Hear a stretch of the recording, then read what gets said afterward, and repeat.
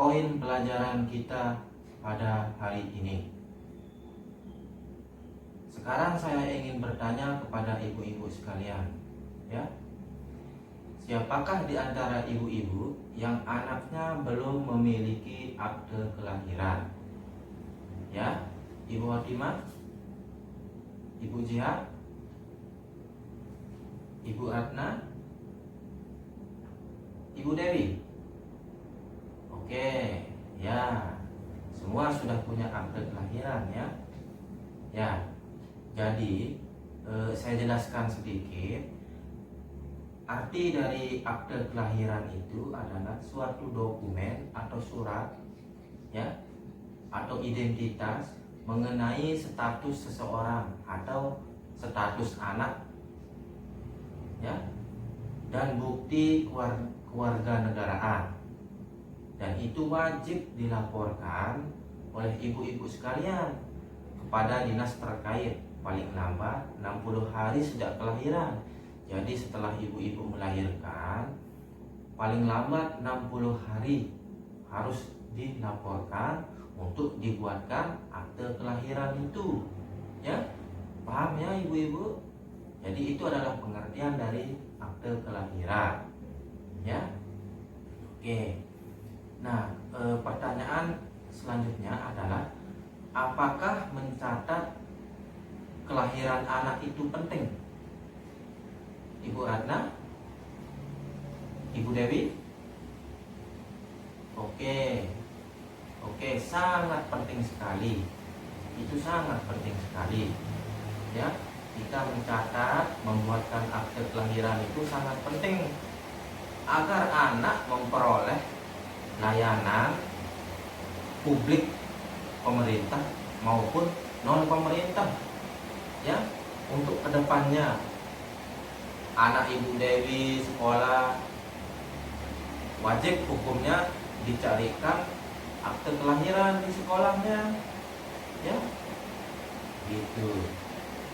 Oke, lanjut. Jadi akte kelahiran ini banyak sekali manfaatnya, ya ibu-ibu, harus segera dibuatkan. Nah, untuk lebih jelasnya mengenai penjelasan saya yang tadi, kita akan melihat gambar, ya. Ini gambar yang ini. Di sini sudah ada manfaat dari akte kelahiran, ya. Jadi membuat akte kelahiran itu merupakan salah satu cara mencegah eksploitasi terhadap anak. Ya, sudah masih ingat apa itu eksploitasi pada anak? Ya. Oke, jadi saya ingatkan kembali, eksploitasi itu adalah, nah ini bisa juga dilihat di sini ada, ya.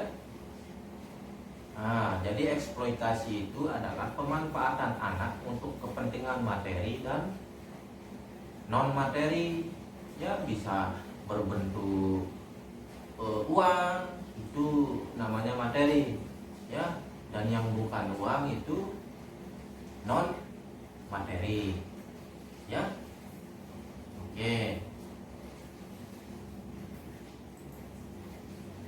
Nah, ini jadi kita kembali ke gambar, ibu-ibu.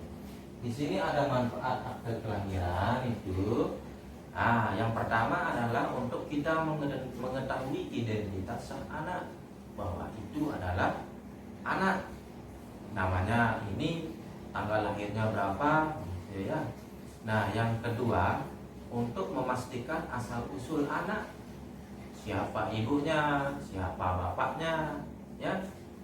Nah, gitu. Terus yang ketiga, mendapatkan layanan kesehatan dan pendidikan bagi anak. Nah, ini seperti yang saya jelaskan tadi, ibu-ibu, ya. Nah, itu namanya pelayanan publik, ya. Layanan kesehatan, pendidikan, dan sebagainya, ya.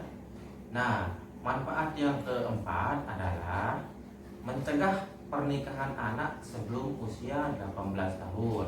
Jadi tidak boleh ibu-ibu anak-anak kita menikah di bawah umur 18 tahun karena umurnya masih dini. Ya. Oke. Selanjutnya yang kelima, kepastian mendapatkan hak waris. Ini bagi ibu-ibu yang mempunyai warisan begitu, yang ingin diwariskan kepada anak-anaknya, gitu ya. Nah, yang keenam, sebagai dasar pembuatan dokumen lainnya, misalnya KK, KTP, SIM, paspor dan lain-lain. Ya, jadi itu harus ada akte kelahiran tadi, ya, gitu. Nah, kemudian di sini saya ingin menekankan, memberikan pesan-pesan begitu melalui gambar ini, pesan-pesan kunci begitu di sini dijelaskan. Yang pertama, tidak memenuhi hak-hak anak adalah penelantaran anak, ya. Jadi penelantaran anak itu saya jelaskan kembali ibu-ibu, tidak dilakukannya kewajiban dan tanggung jawab orang tua dalam memenuhi kebutuhan dasar anak, ya. Jadi ibu-ibu tidak memenuhi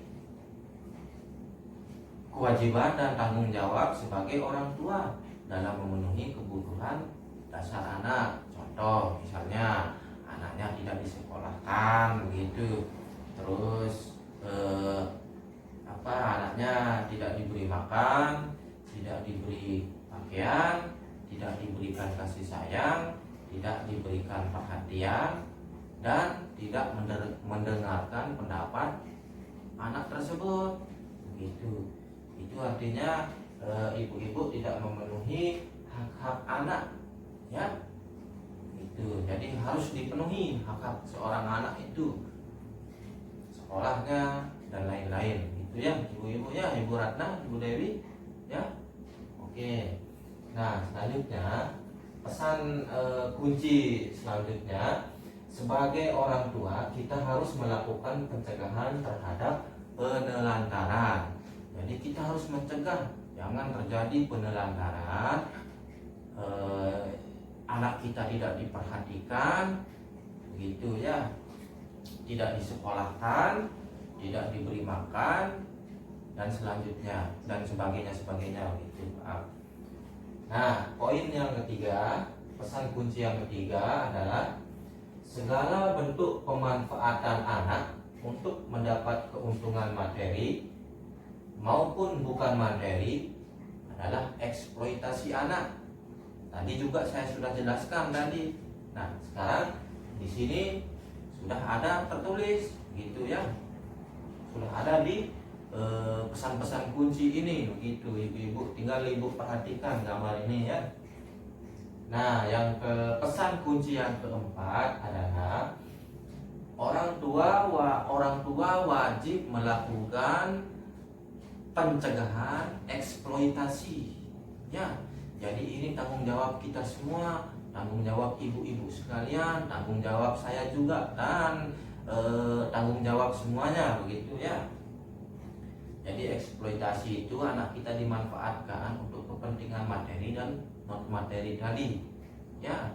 Ini berkali-kali saya jelaskan lagi agar ibu-ibu juga bisa tetap mengingatnya begitu ya. Paham ya ibu-ibu? Ya. Oke, sudah paham ya ibu-ibu ya. Oke, terima kasih ibu-ibu, Ibu Ratna, Ibu Dewi. Terima kasih.